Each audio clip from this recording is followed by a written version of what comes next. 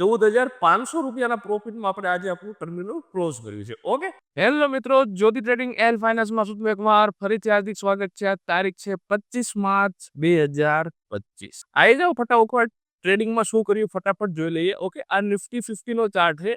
આજે તમને અહીંયા જે ચોરસ ખાનું બતાવે છે રેઝિસ્ટન્સ ડ્રો કરેલો, તે 1 ડે ટાઈમ ફ્રેમમાં રેઝિસ્ટન્સ છે. આ 1 ડે ટાઈમ ફ્રેમમાં ચાર્ટને કન્વર્ટ કરીને તમે જોશો તો અહીંયા એક રેઝિસ્ટન્સ આપને શો થશે. હવે માર્કેટ અહીંયાથી જ આટલું બુલિશ હતું મારા અંદાજ પ્રમાણે 150 પોઈન્ટ જેવું સમથિંગ અહીંયાથી રેલી છે બુલિશની. તો પણ મેં અહીંયાથી બેરિશ ટ્રેડ બનાવ્યો છે, કારણ કે અસ પર સ્ટ્રેટેજી એવું કહે છે કે જ્યાં રેઝિસ્ટન્સમાં એક ગ્રીન કેન્ડલ ટચ કરીને સેમ રેડ કેન્ડલ બની જાય અને ગ્રીન કેન્ડલનો લો તૂટી જાય, ત્યારે એમ સમજવાનું કહો માર્કેટ અહીંયાથી રિવર્સ થશે. તો એઝ પર સ્ટ્રેટેજી એવું જ થયું.